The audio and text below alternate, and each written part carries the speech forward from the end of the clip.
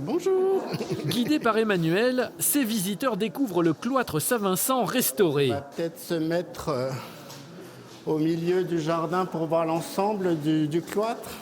Particularité de l'ouvrage, une des 4 ailes a été entièrement sculptée en moins de 2 ans par l'artiste dijonnaise Laetitia de Basler.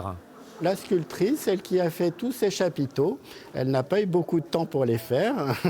Et en fait, elle s'est fait aider par un robot qui a commencé à faire la forme de la sculpture.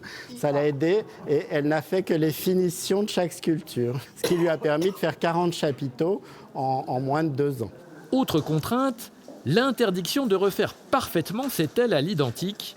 Les arcades et sculptures du Moyen-Âge ayant disparu, une charte impose des éléments différents de ceux d'origine. On a les parties en laiton qui nous montrent bien que ce sont des éléments qui ont été refaits. Et les plafonds, on voit bien que ce ne sont pas des plafonds d'origine, ce sont des plafonds qui sont en bois. Ils n'ont pas été faits en pierre, justement pour montrer une différence entre les deux.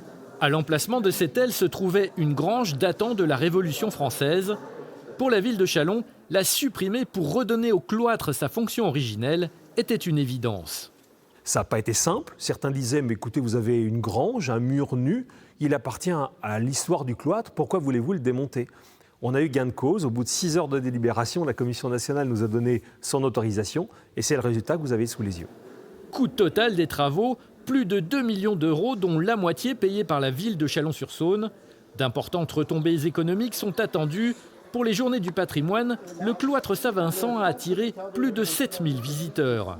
Donc on est vraiment en cœur de ville.